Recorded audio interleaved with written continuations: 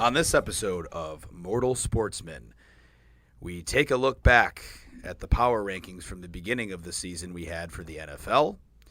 We'll also get a little bit into the other sports, such as hockey, basketball, tennis, and of course, Beej's favorite, the MMA. With some other updated news on some crazy shit happening around the sports world, it's your boy Beej and Johnny Anchors on another episode of Mortal Sportsman.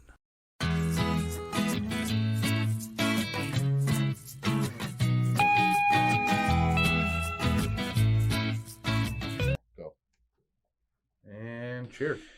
Cheers. You need to pass me a beer, bro. I love you, Josh Allen. Still? Thank you. All right. Back with just the two of us. Yeah. How you feeling, bro? Are you all right? I knew you were going to ask me that. So, there's 5 stages of grief. Yeah. The first stage is anger. Actually, no. First stage is denial. Denial, yeah. Had a personal loss recently. It was the Buffalo Bills in pretty heart-wrenching fashion. That was a terrible game, bro. And, the first step of denial really was the game itself. Yeah.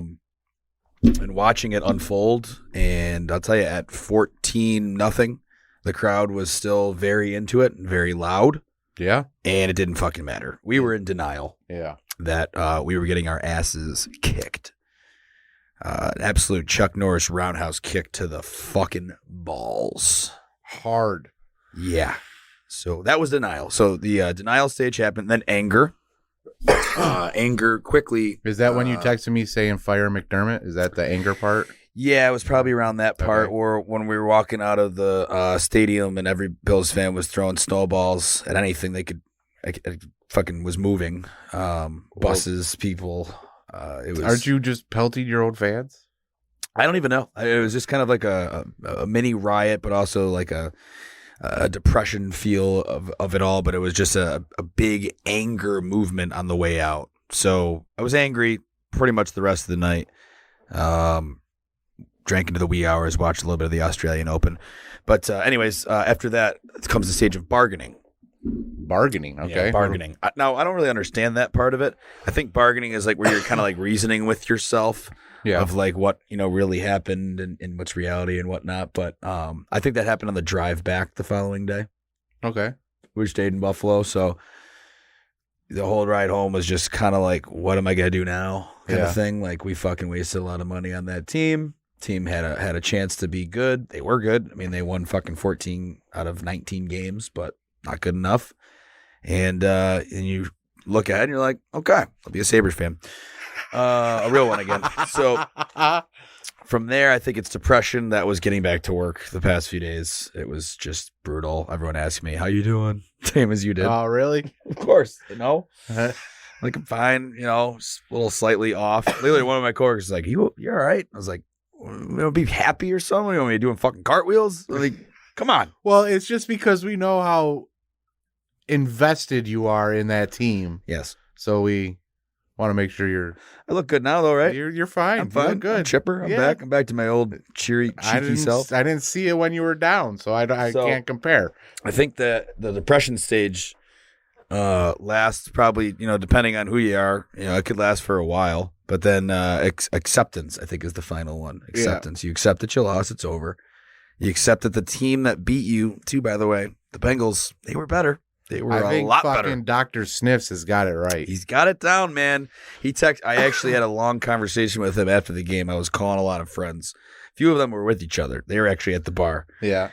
And one of them was a Bills fan. One of them was Dr. Sniffs. And one of them was our buddy Yardy, the Jets fan, who's also in the wedding. All of them saying the same thing. It just sucks. They were actually all kind of rooting for him, except for Dr. Sniffs secretly, I'm sure. But he was like, I hated to take that bet in front of you, but like, it's just what it is, man. Joe Burrow's the GOAT. He's going to win multiple Super Bowls. This was probably year 1 on that. And he hits a lot of Super Bowl fucking bets. That's why we had him on here. It's looking pretty goddamn good. And, I think we can have my picks later on. Maybe during the break, we'll go through yours if you got them. But I've come to accept the fact that this was not the Buffalo Bills year, clearly, because it's over. But I will say that as fun as it was, I do think that last year's team was better built and had a better just overall season than they did this year. I feel like they had more camaraderie last year than they did this year. Yes. From the little bit that I watched last year. Well, it's been off since the Damar Hamlin thing happened. Yeah. It's definitely been off since then. Right. It's just, there's a lot of things that are off. I think no one was prepared for that, and no one has recovered.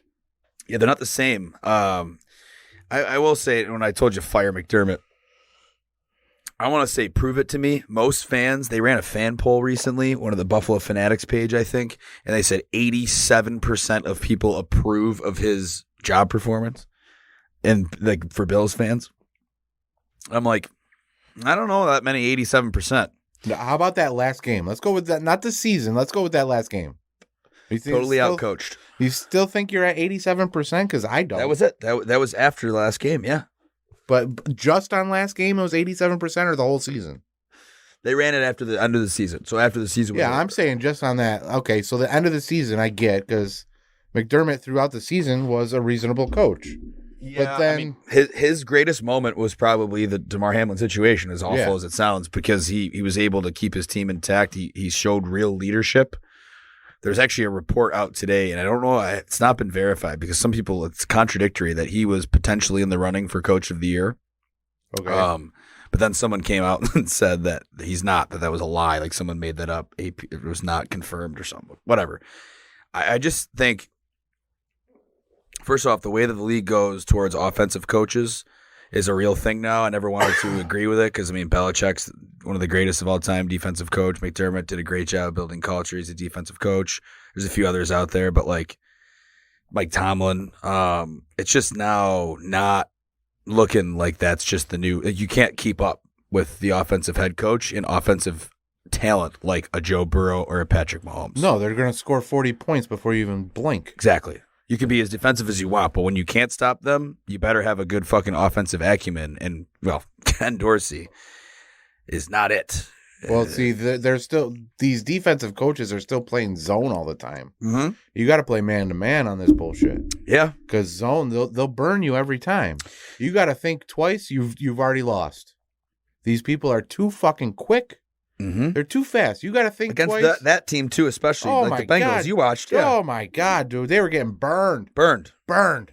You know what's crazy is that from the 300 level, and this is coming from a guy who was amongst others, I'm sure as well, who had been drinking for like 6 hours prior to going into the stadium. You said you were shirtless for 3 quarters? I was shirtless for 2. I think the 2? 3 might have been a typo. I put it back on at halftime. It wasn't working. That's also a bucket list. Having seasons and then being shirtless to a game that's in the cold, to a playoff game in the cold, in the snow. In the snow. Side note on that. After the game, after we got back to the house we were staying at, I couldn't shake the feeling of being snowed on for like hours. Really? It was just I could just kept feeling it. Like even when I went to bed, all I could see was snowflakes because it was just, it got dark, and then you look up at the lights, and it's like a universe up there of just snowflakes. And it was amazing. It was an amazing experience being there, but the team didn't show up. Yeah. Right? So, and what I will say, they did. Maybe. Nah, maybe. It was time. Hey, it was a perfect time to show him, though. The snow was coming down the hardest at that very moment. And everyone got up and cheered. We're like, yeah, this will help us. And look, they should have scored a touchdown on that play, by the way. But I will say on the, the zone, like not understanding that, from people that were sitting up in the 300 level and had been drinking for 6 hours for the first 2 drives of the game, even everyone in our section was like, why do they keep playing so much zone? Why aren't they playing man? And why are they, if they're playing zone, they're giving them these fucking 10-yard, 8-yard cushions. Yeah. What are they doing? Like change it up. And they weren't. No. And everybody in there was like, dude, what is going on? And it didn't take long for it finally to turn. We're still loud throughout most of the game until the third quarter. There's also a lot of Cincinnati Bengals fans there. Was there? Uh-huh. I'd say the inner bowl was probably, thank you.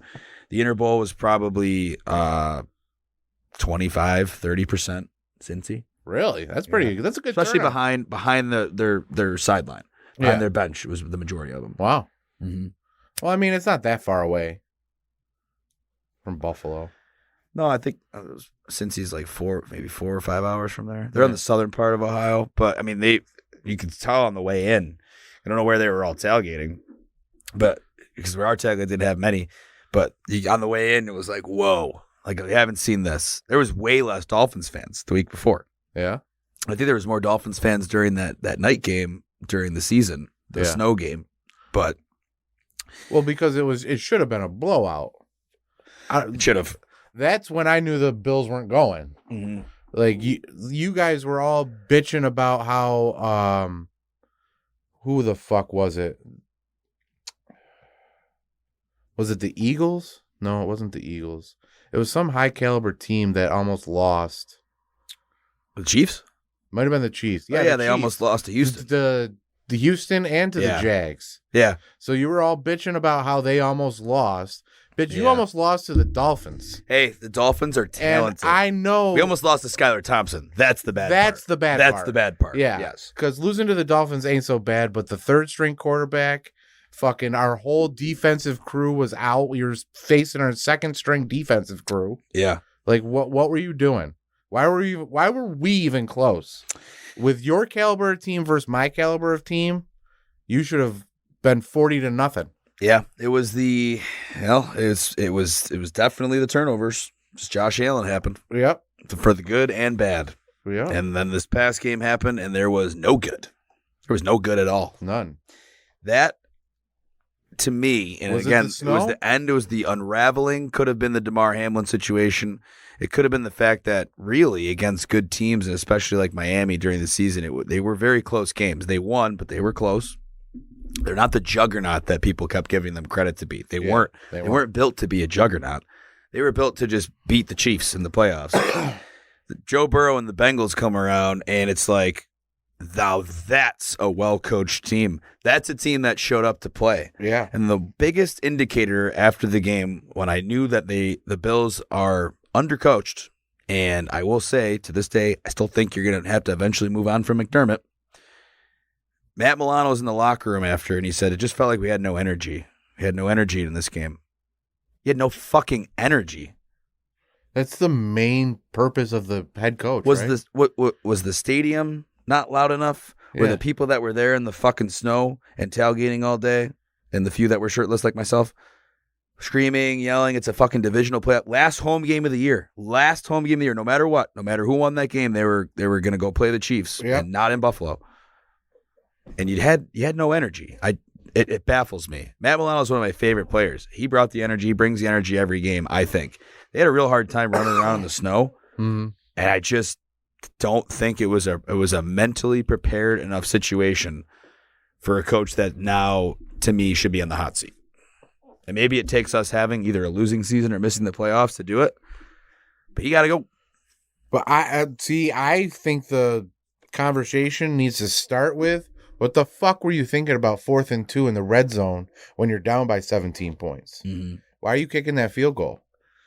A disastrous decision. Because wasn't he on like the 14-yard line? It was. I don't know if it was 4th and 2. I think it was like 4th and 4 or 4th and 5. Okay, but it was still within reason because you need to keep up with Joe Burrow. You can't win that game scoring field goals. You can't kick field goals. It was 17-7 at that point. Yeah. That is actually the minute that I go, give me my fucking shirt and put my fucking shirt back on. They're playing to not lose. He does this every fucking year in the playoffs. He plays to not lose. He doesn't play to fucking win the game. You got to play to win. I'm going to say play because he's not a fucking player. He didn't make it past wherever the fuck he went, Williams and Mary College. Okay? He's a coach. He coaches to not lose. Yeah. Coach to win. You got Zach Staley, who's going against, that's his name? Or no, am I mixing those guys up? Zach Taylor.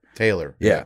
Zach Taylor in that game played to win. He went out there, he was like, and he actually played to dominate. Oh, yeah. He played all aspects of the game. He played to say, fuck you, Josh Allen. We got Joe Burrow. He pretty much what he played for. He pretty much had said, okay, we had this very nice touching moment between our franchises with your player. We decided to cancel the game. We got screwed.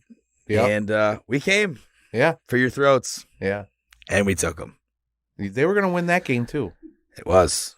So, I mean, say what you want, McDermott, his culture, yeah. He did a good job of that. Maybe he's made for a front office somewhere. Maybe he's like a high-level player, scout, could be a GM somewhere. I just don't really understand what he does as a coach on game day and game day decisions and big decisions. He folds. Yeah. Like a fucking table out in the parking lot that I did go through. Yay. Last one ever. I was 0-2. Last one ever? At least for until we make the Super Bowl. Really? Yeah. That was my first divisional playoff game that I had attended, so Oh, you had to do it. I felt like I had to. Yeah, you had to. Pass the story on to others. Yeah. Now when you get to when you're a divisional champ, you have to go through another one. Yes. And then when you're a Super Bowl champ, you'll have to go through another one. If we host an AFC championship someday, maybe. I mean, I would hope that if we hosted another AFC championship. You have to go to you have to be at the game to go through it? Yes. Okay. I think so, yeah. I'm not doing it outside of Orchard Park anymore. Okay. Come on. It's like going, I mean, you can do your rituals wherever you want. I mean, it's younger generation. I encourage you, learn the right way of table breaking, because the wrong way, you'll end up like some fucking idiot that I saw during the Dolphins tailgate who already had an air cast on his leg, decides to get up on the back of a truck. This is like the college lot. Okay. So this kid's up on the top of the back of a truck, him and his buddy, and he's staring down a flaming table. He's already in an air cast. And they just, they do the whole, hey. And it might have been actually one of the other ones, but he goes through, gets back up, and at that point, neither of them had burned. Yeah. It like fell off. What did you just light a little piece of like a beer box or something? Yeah. So that's flaming on top of the table. Just make it look cool. So that didn't work. So they go back up and do it a second time. And the second time he comes down leg first, feet first. Eek. And re-breaks his leg. What an idiot. Yeah. Re-fucking breaks it. I mean, he's walking through. Everyone's like, you all right, dude? No crutches there. Of course not. It's the middle of a parking lot. If you're tailgating. Feet first. Is not the way to go. Is almost as bad as head first. Now, head first is obviously the worst. Yeah. But feet first, there's a happy medium in the middle. Yeah. Elbow drive or ass drive. Go where the cushion is. All right. Lean in. If you want to go more technical, you go in with the elbow. It's a pretty solid bone. Yeah. It does hurt. And you go side. I mean, the ribs, you never really know what's going to happen there. You go butt first. Yeah. As long as you're like hitting the right spot of the table, you're not going to hurt yourself too bad. Then again, my back did hurt a little bit for a day or two after, but that's besides the point. You know the risk when you're going through that. Yeah. You're going through. Don't do it when you got a broken leg, or ever. Dumbass. Let's go back to our power rankings, though. Let's see how we did. How do you want to hit on? Okay, so we at the beginning on Mortal Sportsman numero uno at the non-studio. The non-studio. Yes, we did. I believe before the very first game. It was a week before week one. It was September 1st. We put together our power rankings, and I will say this was before Beige got back into football, and I am going to say I'm very impressed with how it came out without really any backing knowledge. Sweet. Prior to it. I have no knowledge of, except for my record. He told me my record, and he told me I did good with the Jags, but other than that, I don't have any idea how I did. Okay, so I will say, and I'll read mine off first because I'm just going to be honest, I beat you. Yeah, and I figured. Or no, I should just do it. We should do it the same way that we did it before. All right. Let's do that. I'll do every other. All right. The first one that I picked was my worst. Literally. The Colts. I picked the Colts at 10. They ended up 4-12-1. Okay? Pretty First sure pick? one of those losses was to the Texans. To a coach that was going to get fired at the very end of the season. And they had fired their coach, very good coach, Frank Reich. Was just absolute fucking dumpster fire with Matt Ryan, who should never be in the NFL ever again. Oh, and by the way, in the meantime of all that, of going 4-12-1, they had the greatest comeback in NFL history happen against them by Kirk Cousins and the Vikings. Jesus Christ. So, yeah, I missed at 10. You, I would say, did actually pretty good at 10. You had the Steelers. Not bad. 9-8. They missed the playoffs, but like you're still 9-8. Tomlin just does not have a losing season. Can't fucking beat it, right? Mm-hmm. I remember I asked you why, because I went through and listened to the episode. I asked you why, and you said, I don't know, just Steelers. They're always there. Fuck it. Number 9 for me was the Eagles. Now that was a big hit, but I had them obviously pretty low. Yeah, that was pretty low. A lot of people did, but I did have them. You did have them from the start. Said Jalen Hurts was going to have a breakout year.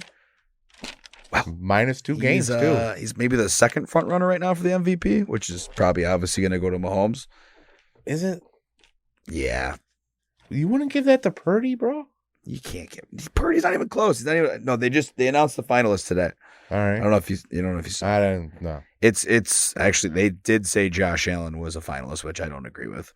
But it's Josh Allen, Burrow, Mahomes, Hurts, and Justin Jefferson, the wide receiver for the Vikings, which I like having that in there. Even though I don't agree it should be him, they should have more skill players into it. Yeah. I think it should be Tyreek Hill. If they're going to have a receiver in there as valuable, Tyreek Hill was the most valuable. Yeah, I think so. But anyways, I mean, Jalen Hurts had a fucking MVP caliber season. Saw that coming at number 9. You had the Chargers. Wild card playoff team. Yeah, not bad. It was in there. I mean, let's be honest. That was another season where it was a Chargers. Yeah. Blew a 27-0 lead. To this segue. The Jags. Your number 8. Am I number 8? That was your number 8. That's not bad. You had the Jags. So you had the AFC South winner on that as number 8, and they had a great fucking season. No one else. I ripped on you for that. Fucking Sunshine pulled it out. Yeah. Sunshine. It was a fantastic way to watch that, but ultimately, and their coaches, I'm going to say it. I wish they squeaked out that win, man. Yeah. That would have been great seeing fucking Joe Burrow versus Sunshine. I think that would have been a great game. I was hoping that it could somehow be him and Josh Allen, but that was never going to go your way, bro. No, clearly not. I didn't want to. I didn't want to burst your bubble, but we're both golfing. I had at number 8 the Ravens, almost same as like the Chargers pick, which the Chargers I had at 7 too as well. They just Lamar Jackson and Herbert are like that other tier. Yeah, that Josh Allen is now teetering on himself, where it's like the elite tier. He should still be in it. I mean, he had the ridiculous amount of touchdowns this year. I just had a really bad last game. Really bad last game. Games. Yeah. Then after that, you had the Bengals at 7. That's not bad. Yeah.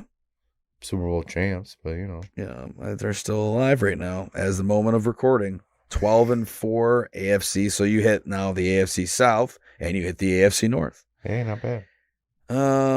6 picks for us did not pan out. So you had the Saints. Very experimental year with those guys out there. I was still thinking division. Drew Brees. Yeah, I was far gone. Bad division. I had the Packers. So Packers had an off year. I only had them at 6 though. I'm proud. Do you think Aaron's coming back?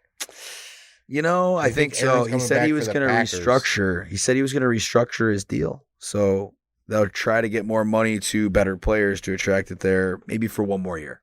Yeah. Last dance. This will be his last year there. I can't see him playing anywhere else, honestly.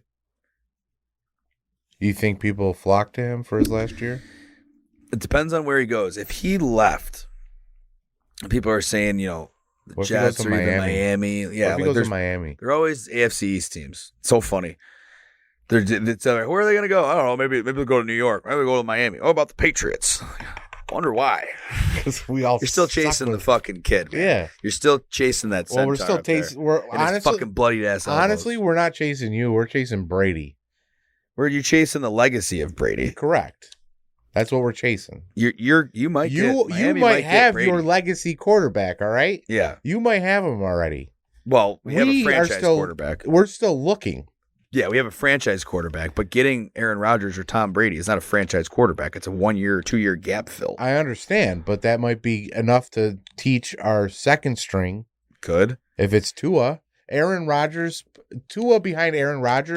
becomes. Is Tua going to sit behind Aaron Rodgers or are you going to want to leave? Skylar Thompson sitting behind Aaron Rodgers. Now we're talking, baby. Now we're talking. Skylar Thompson behind Aaron Rodgers would be elite, yes. That would be elite. Okay. So that means Jordan Love would be really good because he's going to leave and he'll take over in Green Bay. And I don't think Jordan Love's going to be a very good quarterback. So that's why I think they're going to do anything they can. We also have Aaron. to understand that he's got to realize that he needs to take less money so he can get other players on defense and. But receivers. that's not how shit works, bro. That's not how much is Aaron Rodgers worth really to a. Well, he's probably maybe not even as much as he's getting paid now. He was getting paid a ton of money, but like he is invaluably worth a lot to that team for the brand that he has become. And they have been very successful, but I mean, they've won one Super Bowl with the fucking guy. And he took this big contract almost as a fuck you. And then he realized by taking a big contract as a fuck you, well, they ended up 8-9, missing the playoffs. Yeah. So maybe I'll rethink that. Maybe I will restructure my contract. Maybe I will, take a little bit more in bonus or something like that, whatever they do. And less overtime. Yeah. And just say, fuck it. I'll try to help out, make this a winner before I go. I think they're starting to mend it a little bit. So, I don't know. We'll see. It'll be interesting. I don't think he goes anywhere, but you never know. It'll be interesting. So, I had the Bengals at 5. Not bad. You had the Rams at 5. That's terrible. Not as bad because I'm just going to give it away. I had Rams at 1, and they were by far the biggest fucking joke of a team. I don't know what happened. Matthew Stafford getting hurt happened, and McVay being maybe a little bit overrated happened. McVay, really? Overrated? I want to say overrated, but he's lost. It seems as if he almost lost his will to coach.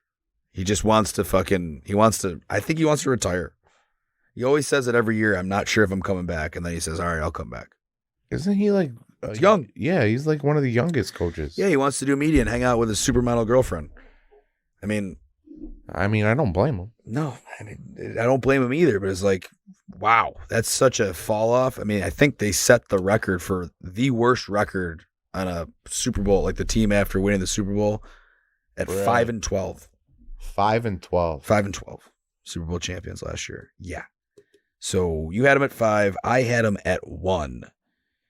Now at 4, you had your Fins. Yeah. Not bad pick. Not a bad pick. 9-8. If Tua doesn't go down, there it is. If Tua doesn't go down, I swear to God, we beat you. Probably. I think we put pressure on. I don't think we beat Burrow, but I think we put pressure on Burrow. Yeah, that game would have been in Cincinnati. I think it would have probably been very similar to what happened to us in our. No, I think we would have put pressure on him because Tua would have had Tyreek and Waddle to throw to, so we could have kept up score. Okay, so if Tua was healthy, beat the Bills. Okay. I'm not going to lie to you, though. When I watched that game, Skylar Thompson, besides the interceptions, and you got to remember, Tua also has been known to throw interceptions. But Skylar Thompson doesn't have the arm Tua has. Does Tua really have that better of an arm? Bro. He doesn't have the accuracy. Did you see Skylar throw those fucking balls? They weren't accurate. He couldn't throw them 30 yards down the field, bro. I mean, Tua's is more of a rainbow anyway. Yeah, but how do you have to throw the ball to hit Tyreek Hill? That's going 70 yards in 3 seconds. Yeah, it's got to be a big one. I think Skylar didn't have the fucking arm that Tua has. If they would have showed up, the Bills would have showed up with that game against Tua. Again, they always almost seemed like they were playing down to their competition, and then ultimately just realized that their offense was busted. And the Bills need a pretty much complete new offensive line besides the center and Deion Dawkins. Everybody else got to go. They suck. Even those guys got to be looked at. Not good. Didn't get it done. You see the bloody fucking elbows that Josh had after each of those games, both the Dolphins and the Bengals game. Not good. It's the Dolphins had Tua. Yeah, from a Dan Marino fan, if your fucking quarterback's in the dirt every goddamn play, you ain't going to win Super Bowls. Mm-hmm. It's tough. That's not how that works. You got to figure it out. That's a very important part. Your fucking quarterback cannot be eating dirt every goddamn play. And Josh Allen was eating dirt every fucking play for both those games. You see the rumors that Poyer's going to go to Miami too? Ooh. You see Brady going with like his whatever assistant or something at a private school in Miami.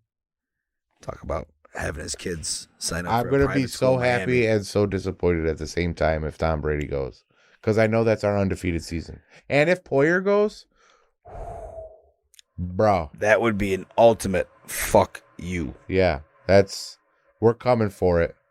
Stop us if you can. It would be very difficult. It would be. You would be favored. Yeah. For by every a lot. game. For every game. Hope you like the spotlight. Yeah, I would. It worked out for the Bills this year.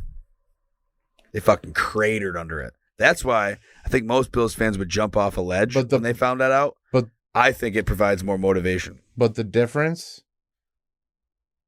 is the leader behind the team is used to the pressure. It's true.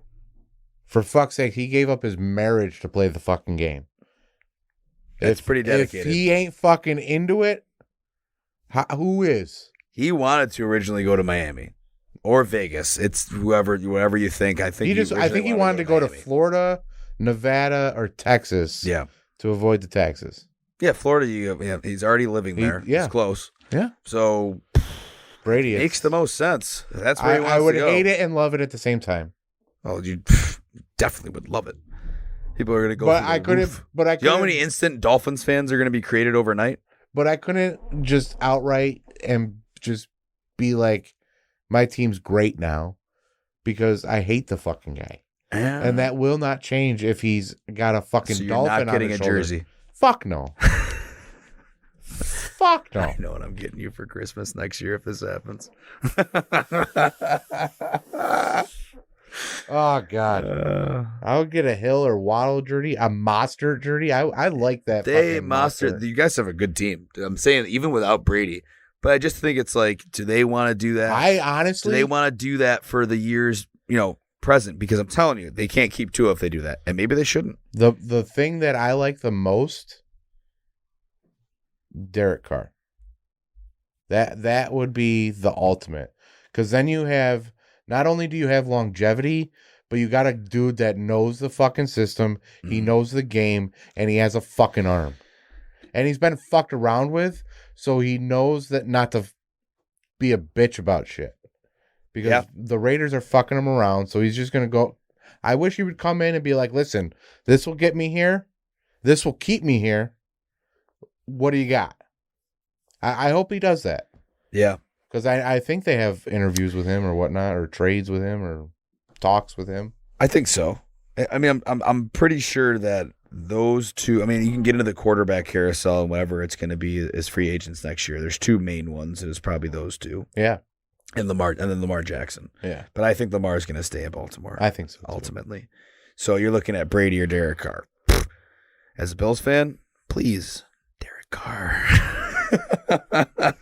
You don't want to face Brady again? Who the fuck would? Yeah, I mean, at the same time, it'd be like, that would be, I'd get the season tickets tomorrow if I knew that was going to happen, because that's going to be epic. Yeah. Brady back in town against the Bills. Bills. There would be, you know how many fucking things across the bottom of the screen? Most quarterback with wins against one team. Tom Brady versus Bills. Versus the Bills. And you'll see, I mean, the epic fucking double time when he goes back to play Belichick. He'll play him in Miami. They'll probably put that early in the season, as they always do. And then they'll put the one late season in Foxborough. Where it matters the most. And it'll be Brady out there. Oh, yeah. December fucking 24th, Christmas Eve. Here's your Foxborough early prediction as we go down this entire pipeline on the Dolphins' potential future with Tom Brady. If that happens, I guarantee you Belichick will have his team wear white that night. And they'll make the Dolphins wear their teal in the snow. All right. If they set that game in Foxborough for late December next year, and they got Brady, they'll wear white, and Brady will probably end up beating them. Looking ridiculous in the snow. Looking ridiculous in the snow. Mm-hmm. I think they would fucking go orange. Maybe. They look like fucking people out there trying to like direct traffic in the middle of a fucking snowstorm. Fucking orange cones in the snow. Goddamn cones fucking standing around there. I mean. All right, so what do we got for 3? Why I missed my 4th. I had the 49ers. 4 is in 49ers. And that could have been number 1 because it should have been number 1. They're the best team. Yeah. By far the best team. I think you even said that they were the best team. Yeah, I called it out very early on. They had the most talent. And that was before they got fucking Chris McCaffrey. Yeah. Jimmy dropped. Trey Lance ended up being a bust. Doesn't matter. Brock Purdy. Purdy. Fucking nice, man. Purdy nice on that one. At 3, I had the Bills, and we've talked in length enough about them enough. The Chiefs were your number 3rd pick. It goes kind of pretty even there. Your second pick was the Bills. My second pick was the Chiefs. We won't get to see a rematch this year in the playoffs, which is pretty unfortunate. So, go Burrow. Yay. I remember who my number 1 pick was. Would you like to say it? Because I've already said mine. Fucking the Raiders. The Raiders. The 6-11 Raiders. Look out for them next year, though. Yeah, because then they're hosting the Super Bowl. That was my whole prediction before.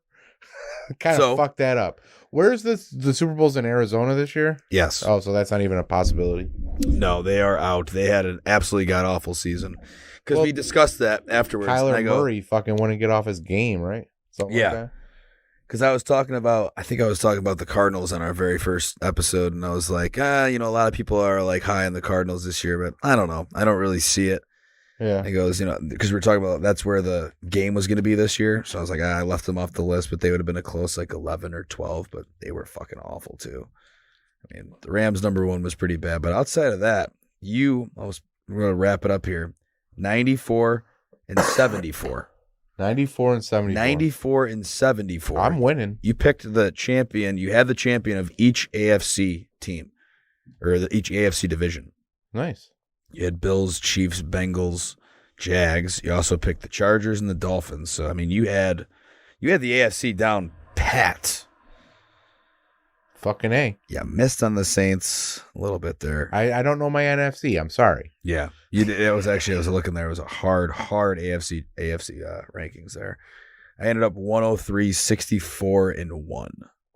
All right, so you beat me. Yeah, I mean, it was mostly though because I had the biggest difference that I had in there was probably the Eagles.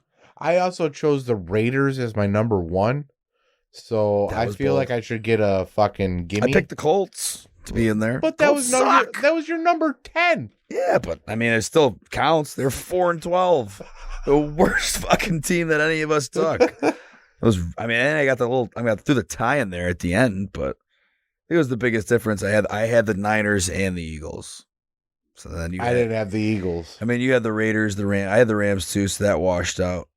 You had the Raiders, which was kind of the biggest miss that you had. Yeah. The Saints. Yeah, the Saints. But other than that, I mean, I missed the Packers, Rams, bad. Colts, horrendous. And we'll see how that goes. But I love Frank Reich. I'm just going to put that out there. Frank Reich decided to come as an offensive coordinator, and we just, happened to cut ties with Dorsey. Something. It's not going to happen. But if we just happened to cut ties with Dorsey and Frank Reich was interested, then the evil plot would commence. Ken Dorsey, isn't he talking with Carolina? I hope they hire him. Yeah. Hope he leaves. He won't, though. He's a mess. All right, before we get into that, I got to pee. So we're going to take a break. We'll be back.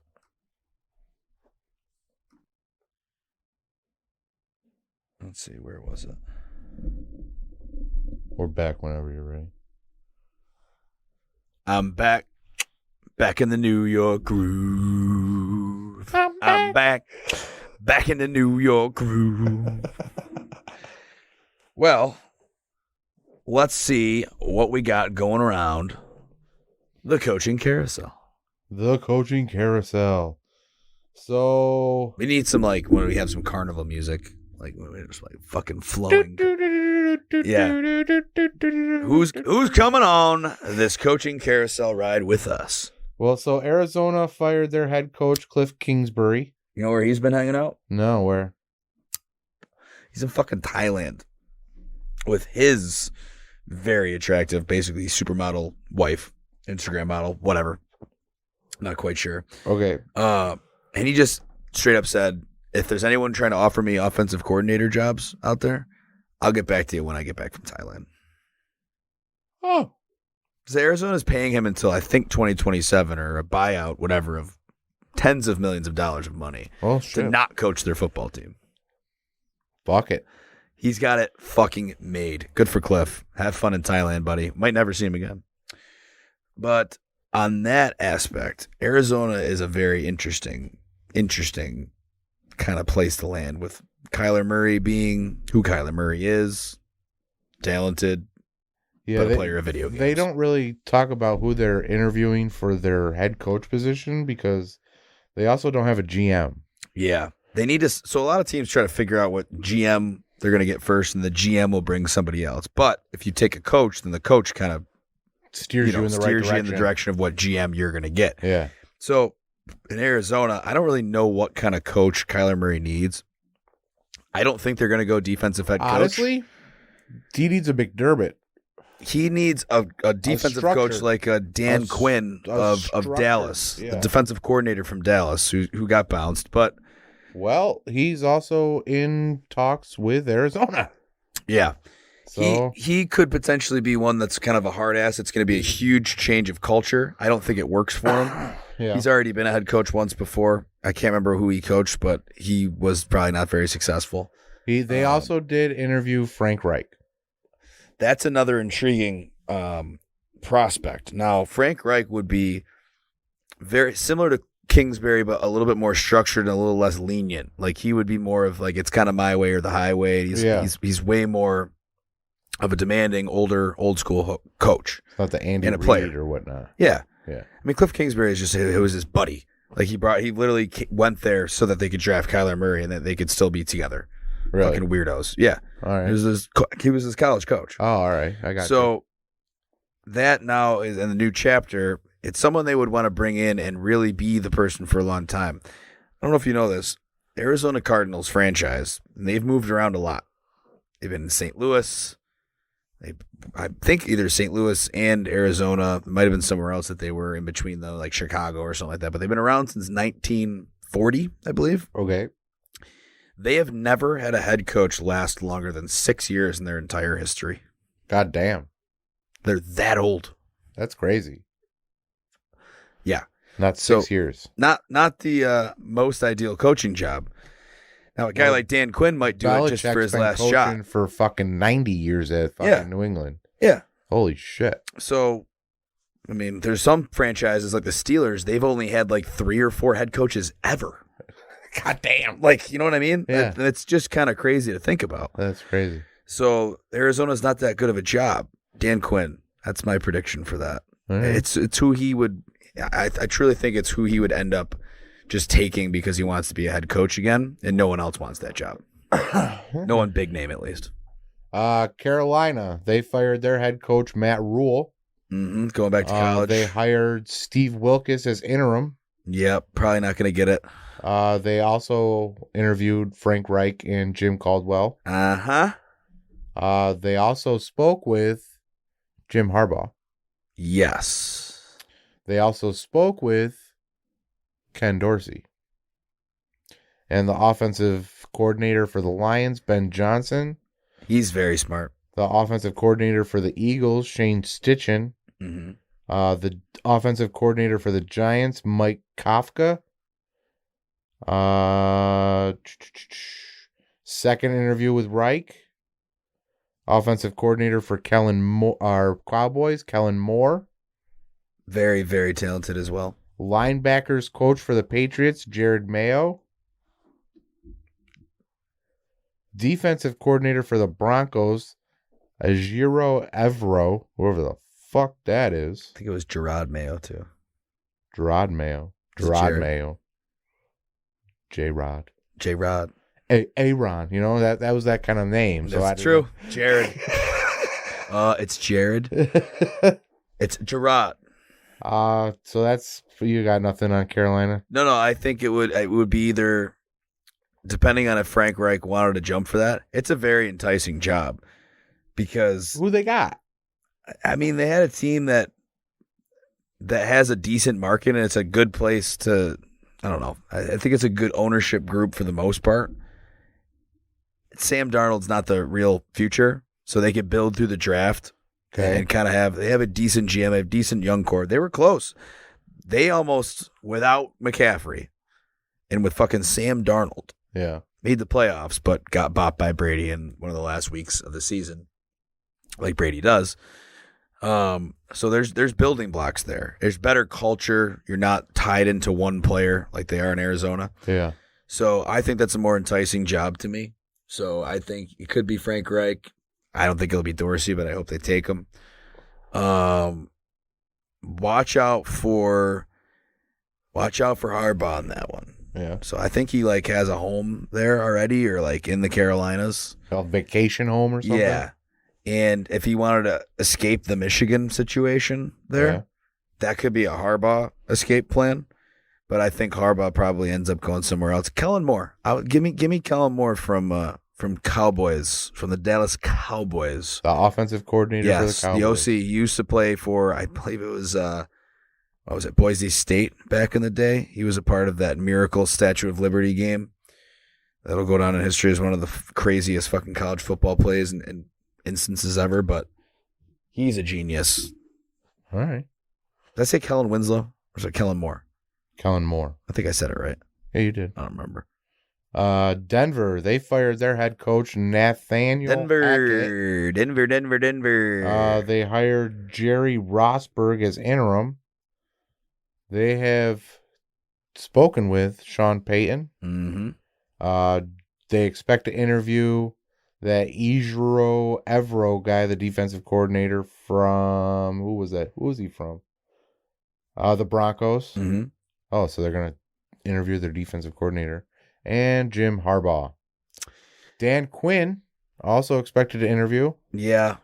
Raheem Morris, defensive coordinator for the Rams. DeMarco Ryans, the defensive coordinator for the Niners. They had an interview with Harbaugh, I'm sorry. Former Stanford head coach David Shaw. And yeah, that was it for Denver. So DeMarco Ryans, that's his name, right? From San Francisco. Yep. He's a very interesting pick there. Now, what made Russell Wilson great was a defensive head coach in Seattle, where Russ could do his own thing, and the guy just handled the defense. The problem is their defense was fine. It was their offense that was fucking awful. Yeah. But I think they still might go with that guy, DeMarco Ryans. Like, they might have him just do it and see, like he's younger. He could be progressive enough to know what to do as a defensive head coach. He learned from But also, was the defense good because it was automated, because you had an offensive head coach? Because if you have an offensive head coach, you got too many cooks in the kitchen sometimes. Exactly. And Russell Wilson is a person that likes to run his own game. Mm-hmm. So if you tell him not to run his own game, he gets all fucking flustered. Yeah. He's awful. Yeah.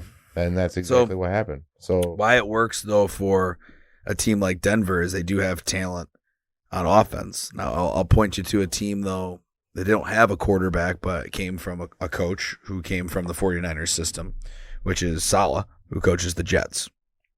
So he came from the same team as a very good 49ers defense. Made the defense pretty damn good for the Jets. And they have offensive weapons. They just don't have the quarterback.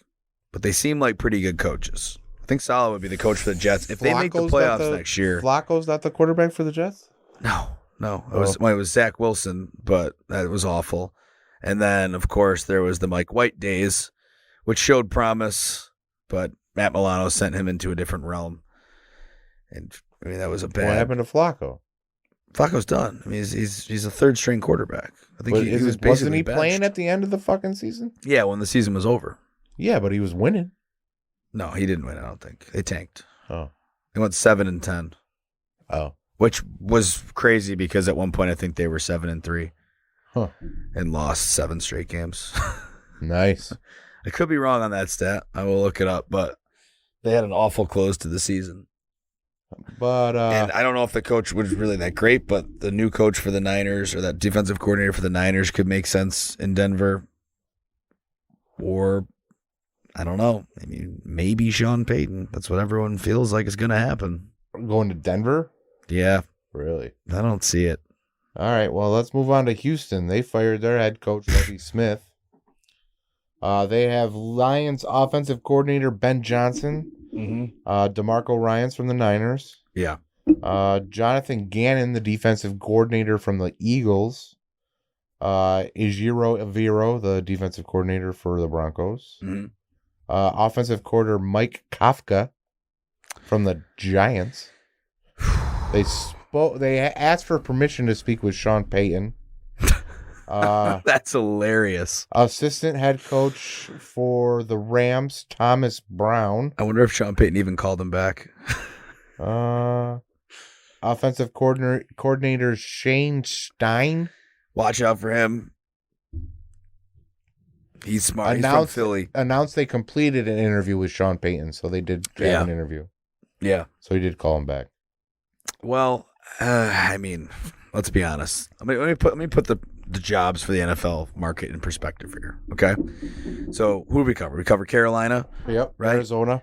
So just picture these as like anywhere from like a 3 to 4 star restaurant. You know, some are a little bit nicer than others, but they all have their own flavor. They all have their own appeal. Okay. There is no fucking appeal. The Texans are like a fucking IHOP. It's like nothing. It's like Waffle House. Yeah, it's a fucking Waffle House. Like there's you nothing. go there because there's nothing around and you're on the highway and it's 4 a.m. Yeah. Fucking and you're hammered. Yes. So I want some pancakes. They have the best hash browns in the world. They have the best eggs in the world. It's the best coffee in the world because it's open. Yay. Spent some delirious hours at a Waffle House before driving back from a Bills game in Jacksonville. It wasn't pretty, but that's the Houston Texans job. It's not pretty. Yeah. So I don't know who the fuck's taking the job. No one of color, because they keep taking black coaches and fire them after 1 year. It's bad. And I don't know, man. I mean, they might not find anybody that wants to coach that. It's just a mess of an organization. But that Shane Steichen guy is interesting just because he's young. Steichen? Is that how you say it? Yeah, I think that's how I say it. I mean, fuck, who knows with me? But he's a good candidate for any of those other jobs too. If he shows up on lists here and there, probably won't get one. He could spend another year with the Eagles. But the thing is, like, when your team is hot, it's good to get out then, because you don't want a down year to reflect on what you could have been somewhere else. Yeah. So you never know. It could be him. How about Indianapolis? They fired Frank Reich. Jim Harbaugh. They hired Jeff Saturday as interim. Jim Harbaugh. Talked to Aaron Glenn, the defensive coordinator from the Lions. Offensive coordinator from the Lions, Ben Johnson. Jim Harbaugh. Defensive coordinator, Raheem Morris from the Rams. They haven't talked to Harbaugh? Offensive coordinator, Shane Steichen. There he is. Defensive coordinator, Giro Viro. Special teams coordinator from the Colts. I like this guy's name. Bubba Ventrone. Bubba Ventrone. Offensive coordinator for the Chiefs. He was OC for the Saints? Special teams. Wow. Okay. Coordinator. Offensive coordinator for the Chiefs, Eric Bieniemy. Yep. He gets interviews every year. Just somehow never gets a job. I don't see Harbaugh at anywhere in there. That's shocking. That's where he played his NFL Dan days. Quinn. Nah. Brian Callahan, offensive coordinator for the Bengals. They did an interview with Jeff Saturday. Wow. They actually interviewed Jeff Saturday. DeMarco Ryans is in there. Can't see that either. I don't see Harbaugh, man. So, again, if I go into the trend of offensive coaches, Ben Johnson's a good one. OC for the Lions. I mean, the Lions were an entertaining-ass fucking team this year. They might sneak their way into my power rankings next year at the beginning of the season. They got grit, bro. They got serious fucking grit. They might be at my top. They might be in that top 10 for They're in my top 10 for next year, spoiler alert. Yeah. I mean, how could you not? I want them to do Hard Knocks with them again. Fuck it. Why not? They missed the playoffs. Might as well. That's like the rule. Fucking run it back. Run it back. Be the first fucking back. The first year, run it back. With Dan the Man. Dan Campbell. And fucking just run it back with the Lions. They got grit. They got spirit. They got personality. Do it. Do it up. That shit was great. NFL Films, if you're listening to this, fucking just do it again. Do it again and give us some props. That's all we want. Just give us some props. Yeah. We don't want no money. Ben Johnson was a good coach. I mean, they didn't really show him that much on Hard Knocks, I don't think. He was probably in it a little bit, but it was mostly Deuce Staley fucking talking his shit to the defensive coordinator. They probably need a new defensive coordinator. Aaron Glenn, their defense sucked this year. Yeah. It's the only reason they didn't make the playoffs. They were a fucking high-flying, high-scoring team, but they couldn't stop anybody. Yeah, that's a big problem. Yeah. So, I mean, I would say that kid deserves a shot at it. I'm surprised they didn't fucking interview Harbaugh, but the other offensive coordinator guys that they have there, like Steichen, could potentially get that one, but I already picked him to potentially take Houston. I'll go Ben Johnson. Ben Johnson. Yeah. And the last one that I have is Tennessee. They fired their general manager, John Robinson. Yeah, that's about it, though. There's no QB, just their general manager. Where is this? Tennessee. Oh, because they fired John Robinson. Yeah. No, I don't know too much on the coordinator side of things. General manager. Or general manager side of things. Doing great. It's like, what?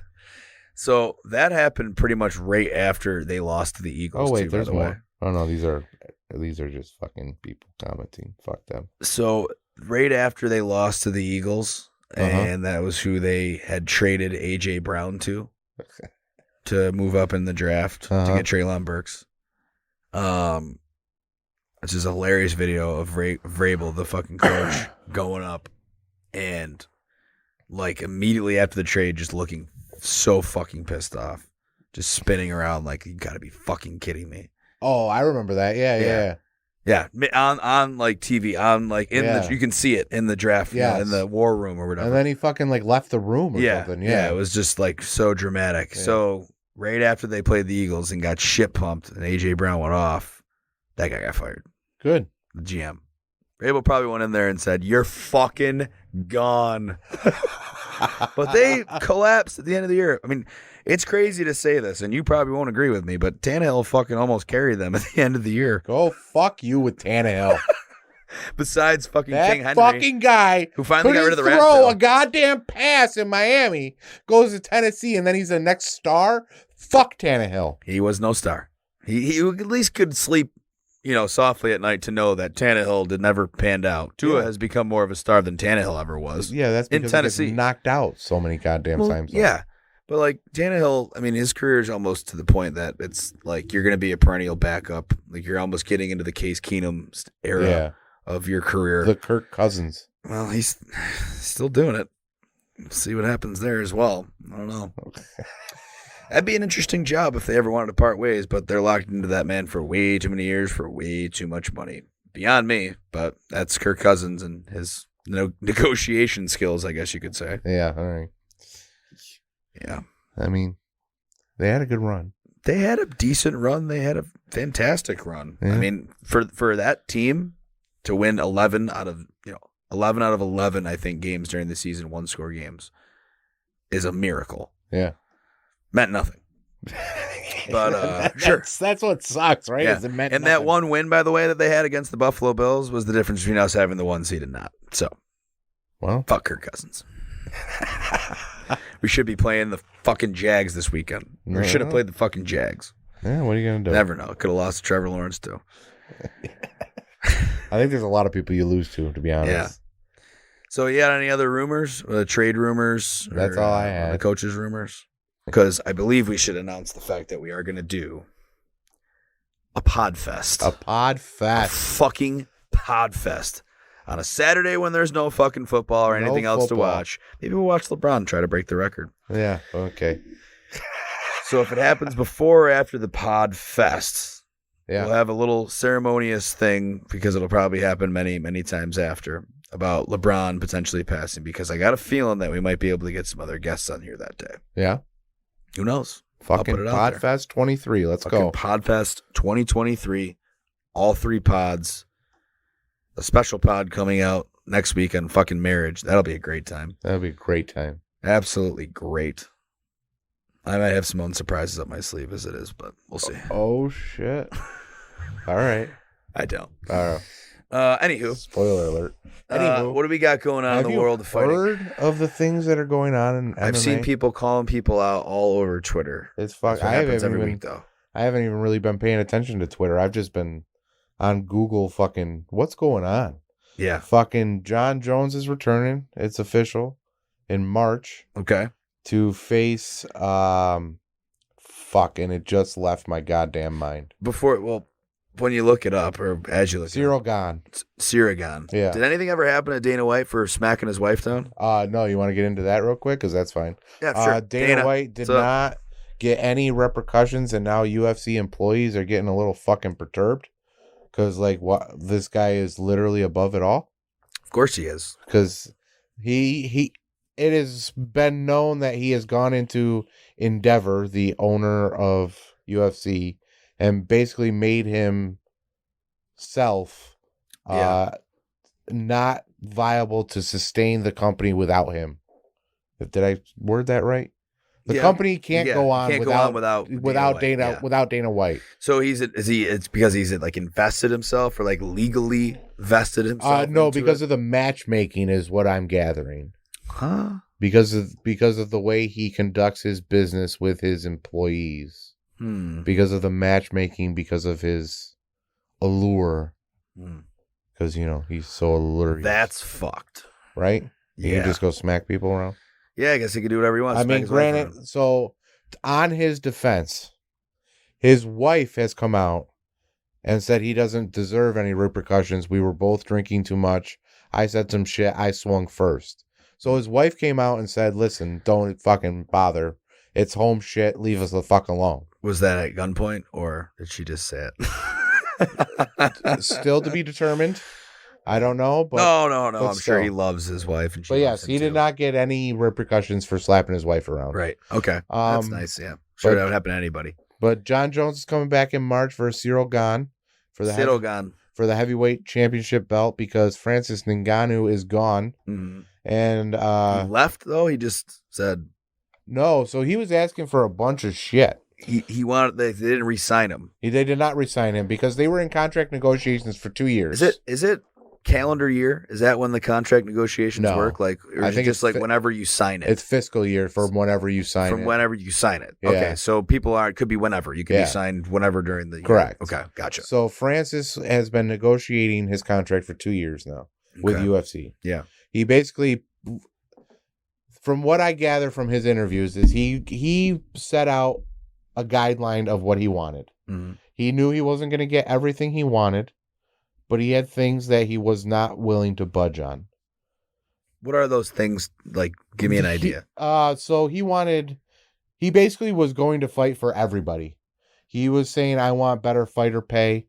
I want fighters to be able to go out and get their own promotions like they used to, get the patches on their trunks and get the banners and shit like that. Yeah. He wanted people to be able to make more money on their own outside of the UFC. Correct. Yeah. He's a man of the people. Correct. Good for him. He is one of the people. Francis Ngannou for the people. So that's what he wanted. There were certain things in there. Obviously, you're not going to get everything, but he wanted, what the UFC says is he wanted to fight lesser opponents for more money. And that's not what really he wanted. He wanted to help everybody below him get what they deserved. Okay. I like it. He's a fucking hero then. He is. He's a very good hero. And my very wimpy and only one bell ring. He'll be going to Bellator. Yeah, that's starting to get big. Not only is it getting big, but he will have the option with Bellator to go into Showtime Boxing because they are one and the same. Wow. And with Showtime Boxing, he can go in and fight Tyson Fury. Is this the fall of the UFC? Is this like a Live Golf PGA Tour thing right now? I don't think it's the fall because Bellator is not prestigious like UFC. Okay. I think it is a awakening to Dana White and the UFC, or it should be, I think. I believe that we need to have more of a NFL-like scenario in UFC, where we have conferences, where we have different. So like a Bellator versus UFC conferences? Correct. Wow. I think that would like the beginning of the AFL, NFL, and then it'll all come together under a Super Bowl, super fight, WrestleMania style UFC Bellator championship. That's what I would fucking imagine. That would be. Yeah. How are you not going to sell that? Oh, it'd be fucking absolutely bananas. How are you not going to take the top names from my promotion against the top names from your promotion, and we just go to battle one night, all the championships on the line? Let's fucking go. Mm-hmm. Just MMA Mania. Boom. Yeah. Named it. MMA Mania. Love it. There you go, Bellator. There you go. And wife beating Danny White. Fucking pitch it. Well, I mean, I'm fucking down for it. But we also have some stiff competition in UFC, man. I mean, shit's coming up. That's like the PGA Tour Live Golf, where it's like there's certain people that could leave because they can make more money somewhere else. Yeah. It's always the classic. It was Yeah. WHL, NHL back in the day until they took those teams over. It was AFL, NFL back in the day before they finally took those teams over. ABA, NBA. You know, there always needs to be a competition. Yep. Hasn't really been that much in UFC or in MMA. No, there's for been a while. It's one just been one fucking kind guy. of brand forever. And it's good to have competition in that 100%. aspect, or else someone gets too much fucking power. The first The NFL needs a real competitor too, by the way, because now Goodell's got too much power. Yeah. Well, the first chink in the armor of UFC was when they made the trade for Mighty Mouse and Ben Askren. Who the fuck is Mighty Mouse? Demetrius Johnson. I don't know. The best flyweight ever, the GOAT flyweight. Okay. He's the best 100. Yeah, bald. He's 100. The GOAT. Older? He's older, yeah. They call him Mighty Mouse because he's small as shit, but I love it. I love the nickname. I was just like, I have not a clue. Well, the UFC traded Demetrius Johnson, Mighty Mouse, for Ben Askren, who got knocked out in 7 fucking seconds. Yeah, that was a pretty crazy ass fucking. And too. He lost to Robbie Lawler. Like, let's not forget that he lost to that fucking guy. And it was a technicality that he fucking won that fucking fight. I don't understand why they wanted Ben Askren there. Like, what? He was He's a grappler, wrestler, boring. You want knockouts. See, the difference between me and you is I like that grappling shit. Yeah. And the way that he did it was unlike anything anybody's ever seen. Okay. He was, so what they call, the way they... Bleh, he was technical. I know that. No, that's the difference. He wasn't technical. They called him the Funk Master. And in wrestling, funk is a style of wrestling where you're just fucking all loosey-goosey and you just fucking go in there and you just try to basically serenade them kind of shit and fucking just go and attack shit. So I would have liked to see, I don't watch Bellator. I'm a one guy. I only have attention span for one thing. Yeah. It's tough to keep track of everything. Yeah. So fucking, I would have loved to see him actually do his shit in UFC. The problem is we already got him after his prime. Yeah. Like he was already on the decline. Mm-hmm. And then UFC fucking picked him up. Yeah. That was the first chink in the armor. Bad trade. Yes. But lost that one. I mean, we have decent matches coming up. I mean, we have Islam Makhachev versus Alexander Volkanovski in like 3 weekends. I cannot wait for that fucking fight. That's a big one. That's a big ass fight. Do you want to explain your recent picks at all? My recent picks? Yeah. What do you mean? The ones that I fucking sucked at? Bro, honestly. Well, we are a gambling show. Jamal Hill surprised the fuck out of me. I'm not going to lie. Yeah. I thought Glover Teixeira was going to fucking take him down and just maul him on top. Well, I was going to say, because you had Teixeira in a couple of them. You had Teixeira by submission, and then you took Teixeira in the very first inaugural picks. Yes, because I thought he was going to fucking just anaconda him and just choke him out. I really did. A lot of the Brazilians won, though, that night, besides Teixeira. Yeah. I think, for the most part. There was a couple that lost, but for the most part. I mean, Figueiredo lost, so that was a huge upset. And then Moreno fucking comes out and says, Viva la Mexico Perros, which is basically calling everybody a dog. You dogs. Long live Mexico, you dogs. And then wonders why he got beer and shit thrown at him, you dumb fuck. Well, I would say that who had Moreno? That guy. That guy had Moreno to win. You also had Lauren Murphy. That was... Who lost to... That was just because she lost to Jessica Andrade. Yeah.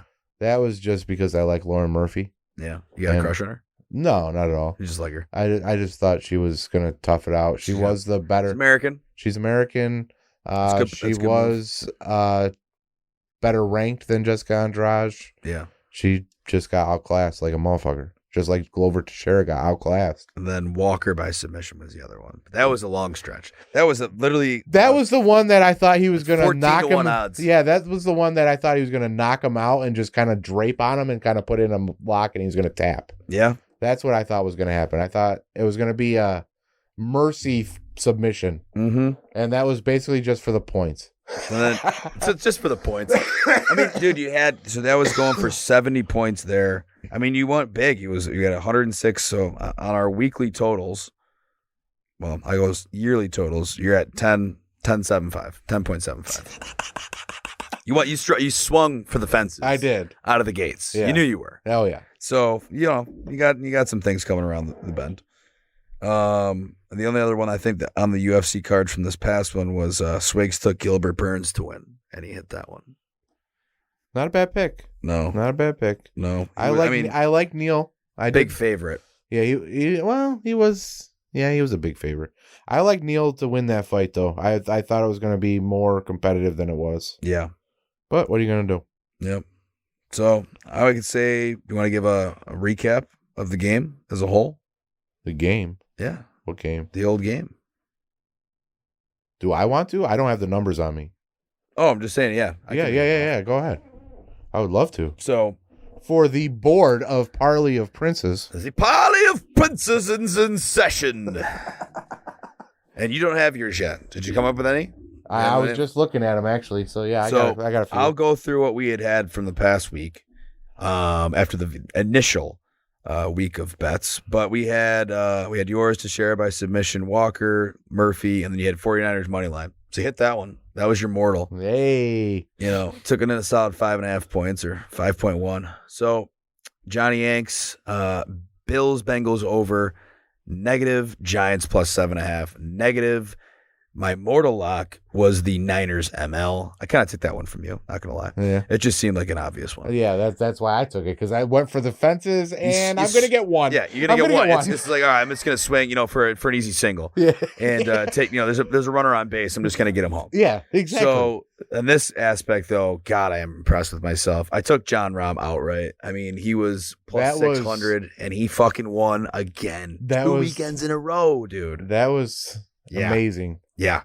So that was a big one. I mean, that was 30 points. Took it as a regular bet. Put me quite in the lead.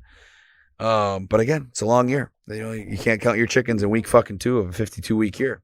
No shit. So that was good. I mean, I had going into it about 18 points, and then total points to win was 44 that week, and I won 35 of them. So are you top dog now? Oh yeah, I got 50. I got 53.44. Who's next in line? Next in line is either Swigs or SP.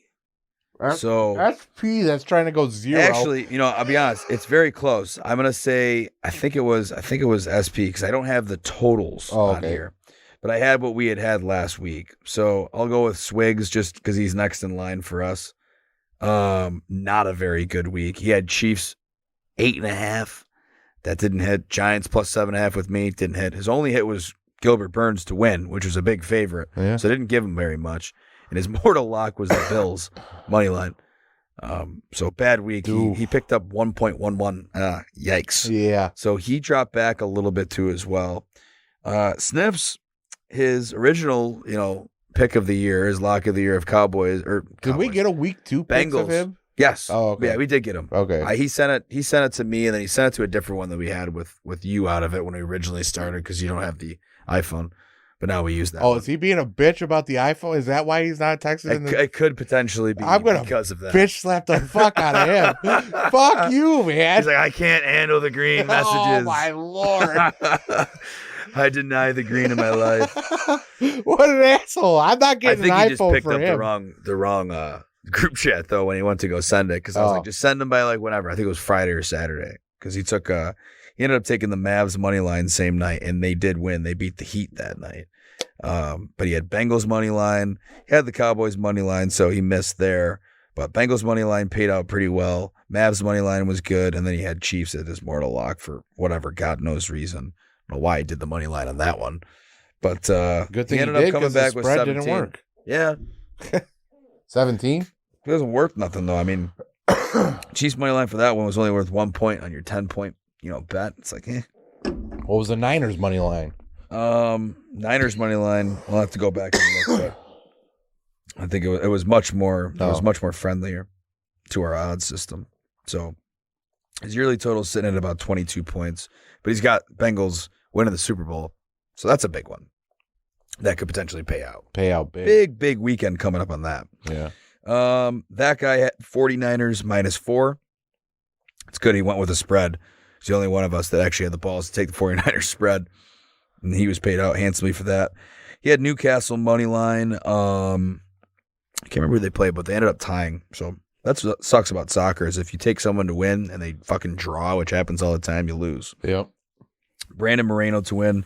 That was a good pick. And then he also had the Bills-Bengals over. Nothing. 8.71 this week. Brings his yearly total up to over 29. So I believe he was in second place. Then the old SP. SP. Who took all of his picks because in the first week, he was a fucking curse and everything that he took lost. Yeah, no shit. Right? Yeah, and then he was trying to go 0 for 0, right? Yeah, he was like, you know what? Because I really want this to happen. You know, he's a big Bills fan like myself. Take all the things that he doesn't want to happen to hit. So he took Chiefs money line. Nailed it. Bengals money line. Nailed it. Bengals over 21.5 points. Nailed it. And then, well, I took Buffalo, Sabres, Chicago over 6.5 goals, which hit that one too as well. So he had a clean sheet. After going 0 for 0 the week before, he comes back and goes absolutely perfect for 25.5. God damn. Yeah. So there you have it, at least for the most recent ones. Got myself out in the lead, followed very closely, though, by, well, not to say very closely, but behind me would be that guy. And then between those are very, very close. You got Sniffs. You got SP sniffing around too as well. And then you and Swigs. So, all right, well, let me get back in the fucking swing of things. You ready? Mm-hmm. All right, so I'm going to take fucking Marcin Tybura. Okay. That's -155. Spell that last one for me. TYBU. Okay, TYBU. Okay. RA. He's minus 155. 155. Gotcha. I'm going to take Derek Lewis, mm-hmm. who is plus 190. I don't know who the fuck Who's is he making. taking? He's taking Sergey Spivak. And he's a legitimate heavyweight up-and-comer. Okay. But I don't know where those odds are coming from. That could be why. I am also going to take Justin Taffa for -150. And I'm going to take it 3 weeks in a fucking row. My mortal lock is the 49ers money line.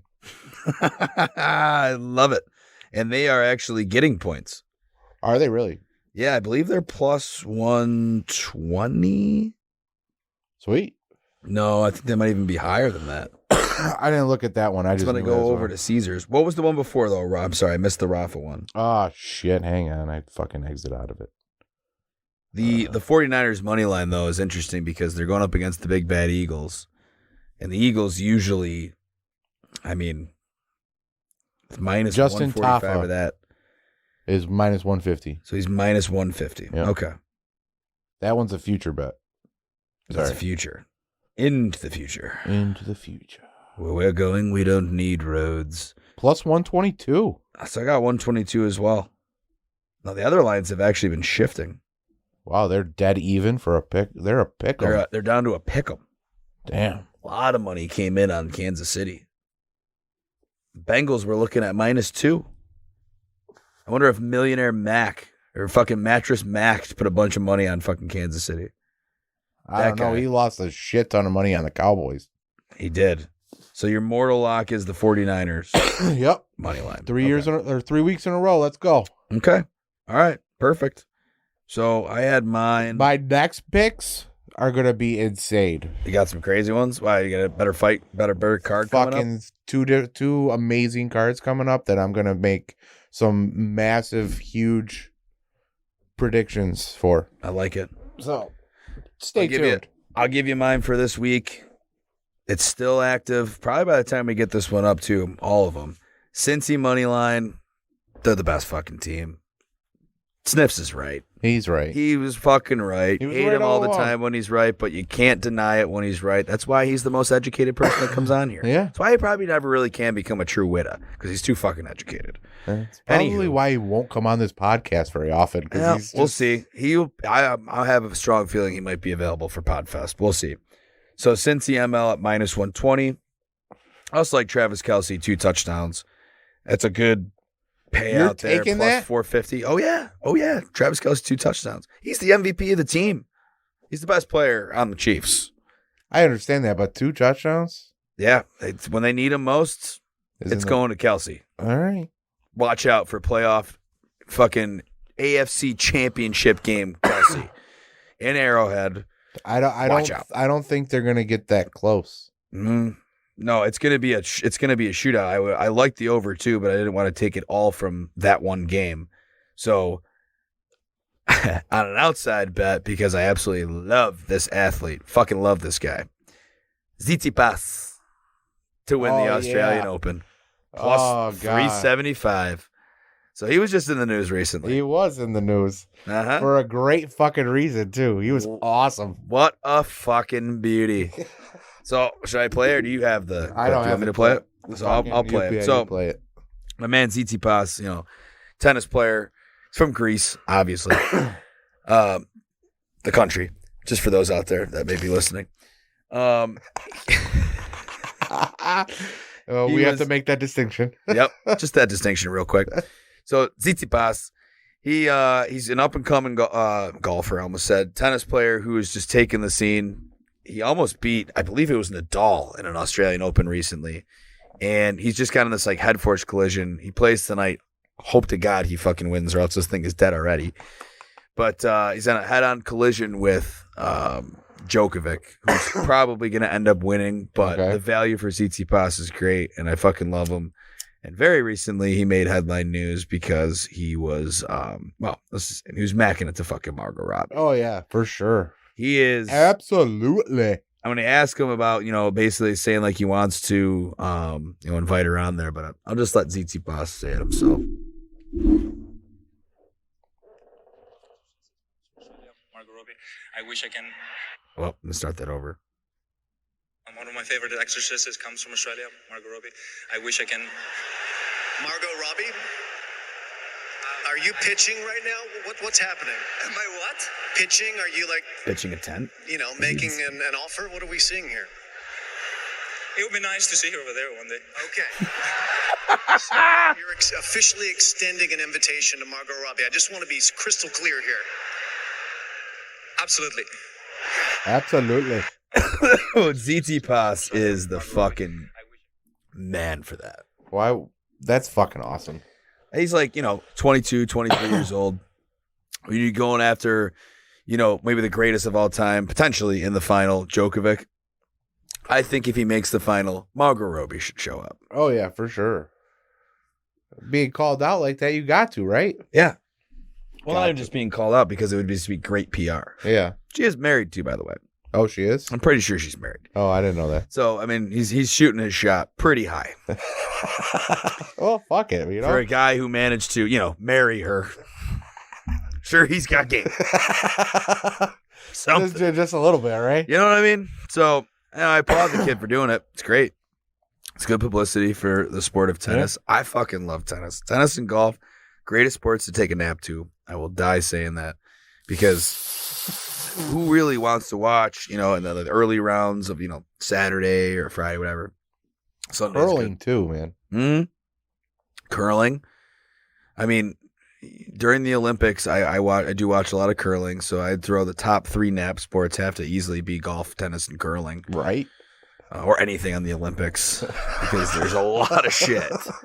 Yeah, I mean, like, are you really like edge of your seat watching the bobsledders? I don't know, man, but I tried to fall asleep to the badminton and I got into it. Badminton's interesting. So is ping pong. Yeah. Ping pong during the Olympics too, as well. How the fuck did they hit that? Mm-hmm. Yeah. How they see it? Yeah. React to that so fast. Same as the badminton. Same. It's like it's insane. Good of reaction. That shuttlecock is going at blazing speed. I don't fucking understand. Shuttlecock's going faster than the fucking shuttles at NASA. I just wanted to say shuttlecock. It's shuttlecock, man. Funny the first time when you were in school and you heard the gym teacher go, "All right, kids, now grab the shuttlecock. Yep. Always grab it in your offhand. Now hold the racket. And then drop the shuttlecock on your swinging racket." Oh, love that gym class. Yeah. And then someone along the line said, hey, let's call it a fucking birdie. I'm good. But, yeah, I mean, the Olympics are a good fucking time. Those come back around. I don't know. Yeah. But I would say on the ZT Pass, I forgot my Mortal Lock. Yeah, what was your mortal I lock? say I'm stalling on that one. Same one as yours. Oh, that's awesome. Yeah. It's the easiest lock. They're going Right. they're going to the fucking They're going to Super the bowl. So I basically picked who I think is going to win both games. I'm taking the Bengals, taking the Niners, best two teams. I I might think take Kelsey that. I will might win. take them 4 weeks in a row. Yeah, to win it all. Win it all. Hot pick. It's a hot pick. I think they're going to be favorite. I think they're going to be the dogs for the bowl too. We'll see. When I took mine earlier though and locked it in, I had it at Bengals minus 120. For the bowl? No, for this upcoming weekend. For this upcoming weekend. Yeah. So the thing is, when it comes in on a different line, it doesn't matter because I don't think anyone else is taking them. Yeah. I don't have it at minus 120. I have it at whatever the fuck someone else takes it at. I wonder what the Niners are for winning the bowl. I wonder if I want to take that. It's not a bad bet right now. That's what I'm saying. If the line is good, I might take it right now. Chuck and change my lock.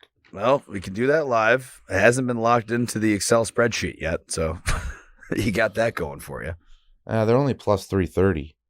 Well, yeah, because it's down to 4. If you Yeah. took it back when, Sniffs was doing it, well, that Change that my aspect lock is to still- the Niners winning the bowl. Okay, which one do you want? You want to take that away from Niners money line? Niners money line. Okay. Take that away. My lock is Niners winning the bowl. Okay, and it's at plus 330.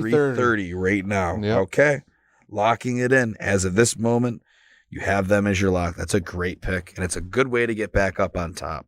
Because it'd be worth at least. It's worth 33 points. 33 points. It's a biggin. That's a big one. That's a fucking biggin.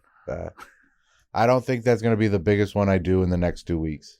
No, I mean Because Islam Makhachev Volkanovski is going to be a great fucking matchup. I got huge predictions for that one. Okay. John Jones versus Cyril Gane's a huge prediction. I got ones for that one. Mm-hmm. I got some major shit is happening in MMA, and some shit's going to go down. I can't wait to see Sean O'Malley come up into the picture. Fucking Davidson Figueiredo just lost his interim belt and is vacated the weight class. He's going up. Another person's vacating? Well, he's not vacating. He lost. But he's vacating his weight class. Oh, okay. So his weight Moving. class, he's moving up because he can't make the weight anymore. So he's into the weight class with Sean O'Malley, Peter Yan, Yeah. Aljamain Sterling. You have Sugar Sean, I believe. love Sugar You already Sean. have him as a future bet in there. I No, do? no. You actually do. You don't have it. That I was don't just have your him. prediction. Yeah. That was your prediction for My this prediction, yes. Yes. That was preseason. year. Yes. My prediction was he comes up with a belt. Okay. But you also have Magomed Ankalaev that has rights to a title shot versus Jamal Hill, the new champ. Yeah. You have Jiri Prochazka, or however you say his name, the dude with the thing on his head, who vacated the light heavyweight title for this Jamal Hill championship. He has a legitimate title shot. You have Khamzat Chimaev hinting around that he's going to move up to heavyweight because he wants to be the first ever 3 title holder, UFC title holder. He wants to be So he has champ, welterweight, middleweight, and light heavyweight. Or light heavyweight? Yep. Okay. And then you have Alex Pereira, who is a real threat and who trains with Glover Teixeira, Wow. who just got his ass whooped and retired from the game to coach Alex Pereira. And the UFC is not really advocating for Pereira versus Adesanya too. So he might be able to just move up and defend Glover's honor and go after Jamal Hill. Wow. So there's some big things happening in UFC, and I'm excited for it. Over the next, 2 months? I would say by the end of the quarter of the year, we will have some answers of what's happening in some key weight classes, and it's going to be substantial, I believe. Okay.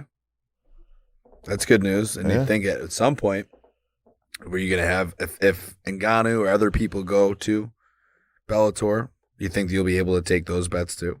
Because I've never seen it even honestly. I'm probably going to start watching Bellator now. Yeah. There have been reasons for me to watch Bellator, and I just have not, because quite frankly, it's on the same night as UFC. It's fucking... Yeah, it's a competitor. I would have to fucking swap back and forth. Sometimes they have Friday night shows, which are nice, but it's a Friday night. I woke up at fucking 5:30 in the morning to get to work by 6:30, so it's fucking it's late. not really worth it. Yeah. Yeah, I feel but there are reasons that I wanted to watch Bellator, and I think I'm going to start now because I believe that the trade relations between UFC and Bellator are just going to get better, and I feel like we're going to have a symbiotic relationship between UFC and Bellator, and it's going to be like a minor league system thing. It's going to be good for competition. That's all I'm looking for is competition. Yeah. UFC would probably want to make it like a minor league system, but Bellator would want it to be more of a competitor. Who knows what'll end up? Yeah. And then you got one. Yeah. I mean, this will probably be our last one, maybe, unless we do a pod fest, which could happen, and see on the Super Bowl. Podfest is on the night that Derek Lewis fights. Wow. Should we go all the way to the Derek Lewis fight? I'm down. I love it. I feel like we could get a pretty good problem with the Derek Lewis fight is it starts at 1 a.m. because it's in London. On a Friday? Yeah, on a Friday. Oh. Yeah. 1 a.m. Yeah. So what time? So it'd literally be 1 a.m. Saturday morning. Yes. That's what you're saying. Yeah. Okay. Yeah, it's going to affect Podfest a little bit. Yeah, a little bit. So I won't. I probably won't stay up for that one. Yeah. Like I said, I woke up at 5:30 to get to work at 6:30, and I'm an old guy now, man. That's a tough one. But after the Super Bowl, there's going to be constant MMA every single weekend. It's going to be fun. Maybe a little bit of golf. A little bit of golf. A little bit of tennis. Yeah, the tennis, I'm not going to lie, the tennis is very, very good to bet on if you're an absolute degenerate, because if you take the favorites in the early rounds, you're pretty guaranteed to get it. Yeah. But when you start paying attention to those that are either start the season, at a lower rank, but they're starting to rise the ranks, that means they're beating people consistently, but they might not have that reflected in the gambling odds. So you look for those type of people. Yeah. Like Tsitsipas. Tsitsipas has been great to bet on over the past few years. He makes semifinals all the time. So to win it all, at this point was what, plus 375? It's almost like taking the Niners because it's the same thing. They're in the semis. Yeah. But he needs to win tonight. He's got to win. Niners And by the way, I think I told you this off mic, but I faded John Rahm after I took him to win outright, winning 2 in a row. You just can't win 2 in a row. They still haven't figured out why. They're playing at Torrey Pines this weekend, but still can't figure out why they're starting on a Wednesday. John Rahm was 1 over when I looked, and tied for 108th. So fading him was a good idea for this week. It's tough to do it 2 fucking weeks in a row.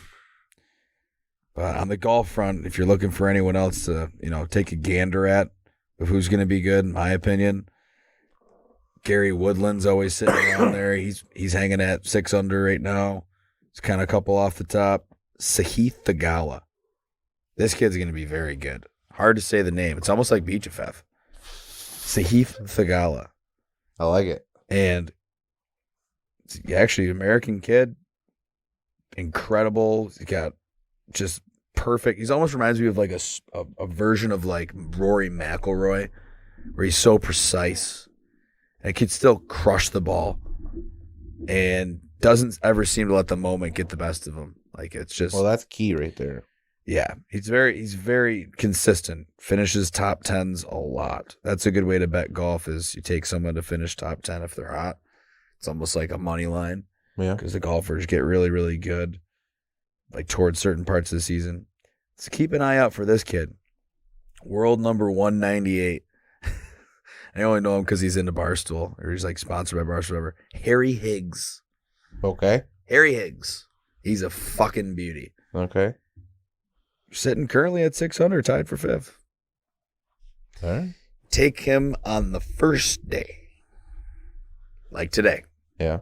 Don't take him to win. There's certain golfers that do very well on the first day. Yeah. Second day, not as good. By the weekend, Not even playing.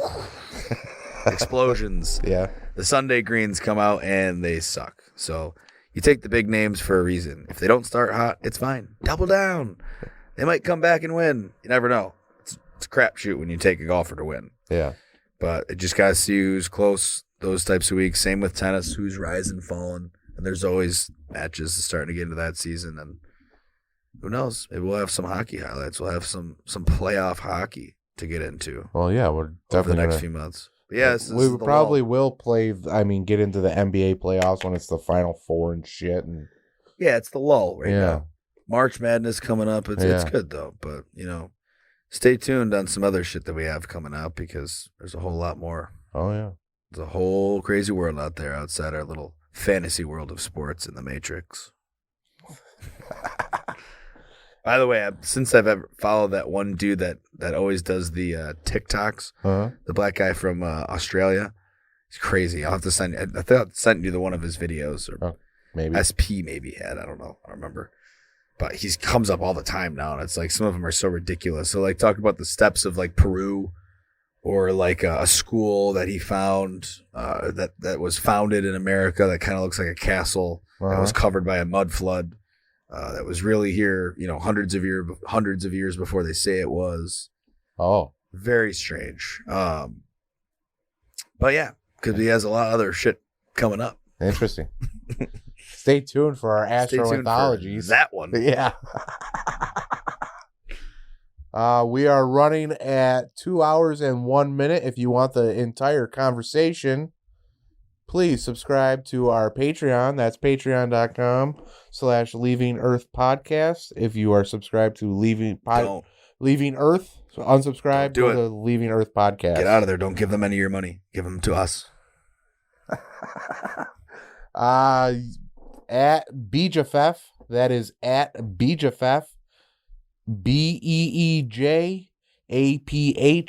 BeeJAPHEPH for me, BeeJFF. BeeJFF. And at Johnny_Anchors. Just changed my profile picture to Tage Thompson. I think his draft class year. So 18-year-old Tage Thompson. Okay. For the followers. Sure. Go Sabres. At Leaving Earth Pod on Twitter for just the podcast in general. Mm-hmm. leavingearthpodcast@gmail.com to give us whatever you want to talk about. If you want to come on the show, give us a shout. I don't give a shit. We are not phone compatible yet. We are getting there. Yeah. Please join our Patreon so we can get there, assholes. All right. Anything else to add? No, nothing else to add. I would just to say that excited to be back in potting in a new year. It's a good recovery system. I've gotten past all my stages of grief. I was able to talk sports today.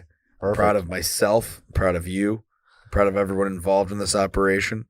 I'm looking forward to Podfest 2023. I can't wait, bro. Yes. That is one of the best things that we come up with so the far. Podfest of 2023. All three at once. All three at once. Well, not all three at once, but a Podfest. A Podfest. Yes. With anybody could show up at any given moment. We're looking at you, John Malkovich. Mel Gibson, y'all. Tom Cruise. Yes. All well, you motherfuckers. Tom Cruise, we're always reaching out to you. I'm sorry you haven't returned our calls. Scientology people have been very inviting through the emails, but fortunately, we're not. We can't take that plunge, bro. We can't afford it. Quite honestly, we can't afford it. Yeah, no shit. So appreciate all of the listeners out there, and on behalf of the mortals, take it easy. Peace.